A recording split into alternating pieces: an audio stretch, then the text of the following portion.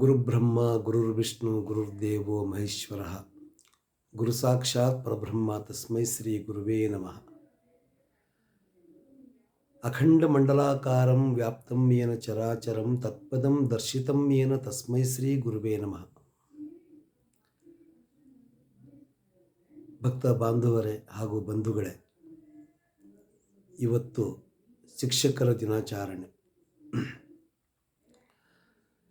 ಈ ಶಿಕ್ಷಕರ ದಿನಾಚರಣೆ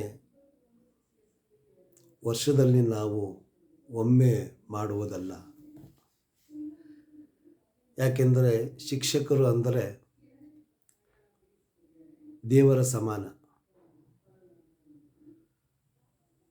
ಆಚಾರ್ಯ ದೇವೋ ಭವ ಅಂತ ಹೇಳ್ತಾರೆ. ನಮಗೆ ಏನು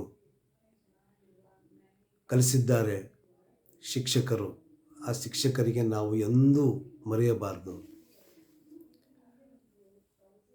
ನೋಡಿ ಆತ್ಮೀಯರೇ, ಸುಮಾರು 1973-74ರಲ್ಲಿ ನಾನು ನಮ್ಮ ಸಾಗರದ ಗೋರ್ಮೆಂಟ್ ಸ್ಕೂಲ್ GKBMS ಅಂತ ಆ ಶಾಲೆಯಲ್ಲಿ ಓದುವಾಗ ನನಗೆ ಒಂದು ಉತ್ತಮವಾದ ಗುರುಗಳು ಸಿಕ್ಕರು. ಇವತ್ತಿಗೂ ಅವರಿಗೆ ನಾನು ಮನಸಾ ನಮಿಸುತ್ತೇನೆ, ಮನಸಾ ನಮಸ್ಕಾರ ಮಾಡ್ತೇನೆ. ಕನ್ನಡ ಮೇಷ್ಟ್ರು ಅವರು ಎಷ್ಟು ಚೆನ್ನಾಗಿ ಶಾಲೆಗೆ ನಮ್ಮ ಕ್ಲಾಸ್ ರೂಮಿಗೆ ಬಂದಾಗ ಅವರು ಬಂದ ತಕ್ಷಣವೇ ಎಲ್ಲರೂ ಎದ್ದು ನಿಂತ್ಕೊಂಡು ನಮಸ್ಕಾರ ಹೇಳಬೇಕು, ನಮಸ್ಕಾರ ಮಾಡಬೇಕು. ಅವರು ಕ್ಲಾಸ್ ರೂಮಿಗೆ ಬಂದ ತಕ್ಷಣ ಮೊದಲು ಅವರು ಮಾಡುವ ಕಾರ್ಯ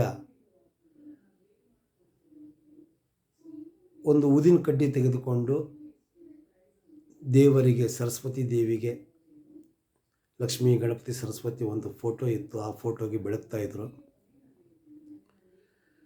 ಬೆಳಗ್ಬಿಟ್ಟು ಅವರು ಸ್ತೋತ್ರವನ್ನು ಹೇಳ್ಕೊಡ್ತಾಯಿದ್ರು. ತಮ್ಮಯ್ಯ ಆಚಾರ ಅಂತ ನಮ್ಮ ಗುರುಗಳು. ಇವತ್ತಿನವರೆಗೂ ನಾನು ಅವರಿಗೆ ಮರೆಯಲು ಸಾಧ್ಯವಿಲ್ಲ. ಅವರು ಏನು ಆಗ ಹೇಳಿಕೊಟ್ಟ ಸ್ತೋತ್ರವೇ ಇವತ್ತು ನನ್ನ ಬದುಕಿಗೆ ಒಂದು ದಾರಿಯಾಗಿದೆ. ಗುರುಬ್ರಹ್ಮ ಗುರುರ್ವಿಷ್ಣು ಗುರುರ್ದೇವೋ ಮಹೇಶ್ವರ ಗುರು ಸಾಕ್ಷಾತ್ ಪರಬ್ರಹ್ಮ ತಸ್ಮೈ ಶ್ರೀ ಗುರುವೇ ನಮಃ.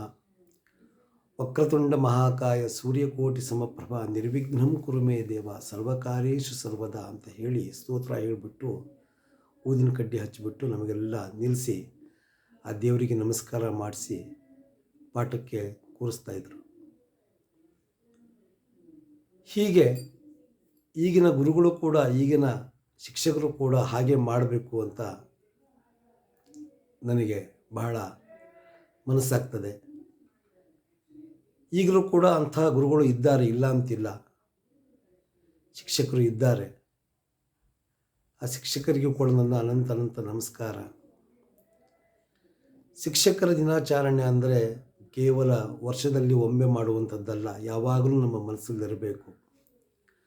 ಹಾಗೆ ಇಲ್ಲಿ ಒಂದು ಸ್ತೋತ್ರ ಹೇಳ್ತದೆ ಭಕ್ತರೇ, ವಿದ್ಯಾ ವಿಧಿವಿಹೀನೇನ ಕಿಂ ಕುಲಿನೇನ ದೇಹಿನಾಂ ಅಕೂಲೀನೋಪಿ ವಿದ್ಯಾಢ್ಯೋ ದೈವತೈರಪಿ ವಂದ್ಯತೆ ಅಂತ ಹೇಳ್ತದೆ.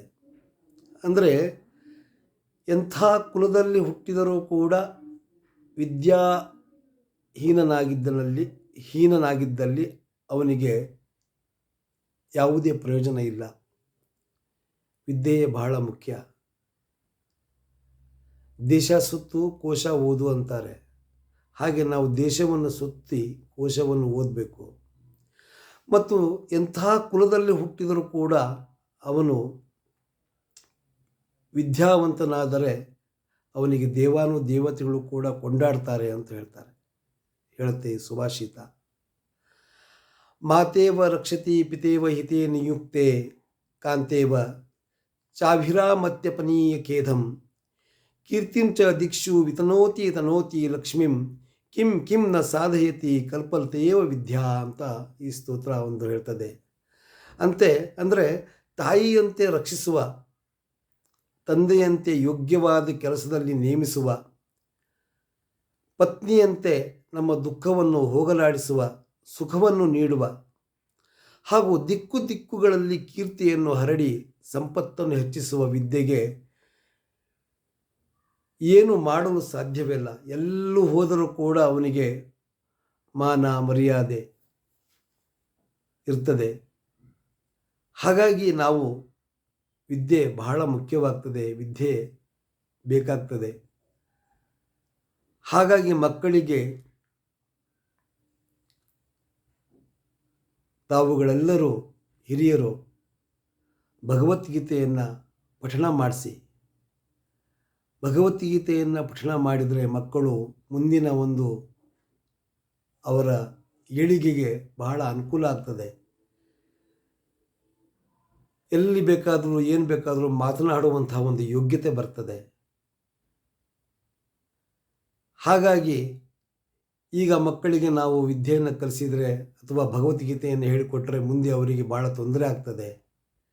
ಅವರು ಏನನ್ನು ಕೂಡ ಕಲಿಯೋದಿಲ್ಲ, ಏನನ್ನು ಮಾಡುವುದಿಲ್ಲ ಅನ್ನುವುದು ಸುಳ್ಳು. ಹಾಗಾಗಿ ಗುರು ಹಿರಿಯರೇ, ತಮ್ಮಲ್ಲಿ ಒಂದು ನನ್ನ ವಿನಂತಿ ಏನಪ್ಪ ಅಂದರೆ, ತಾವು ದಯವಿಟ್ಟು ಮಕ್ಕಳಿಗೆ ನಿಮ್ಮಲ್ಲಿ ಏನು ವಿದ್ಯಾ ಬುದ್ಧಿ ಇದೆಯೋ ಅದನ್ನೆಲ್ಲ ಕಲಿಸಿ ಭಗವದ್ಗೀತೆ ಪಾರಾಯಣ ಮಾಡಿಸಿ ದಿನ ಅಂತ ನಾನು ನಿಮ್ಮಲ್ಲಿ ಕೇಳ್ಕೊಳ್ತೇನೆ. ಹರಿ ಓಂ, ಹರಿ ಓಂ, ಹರಿ ಓಂ.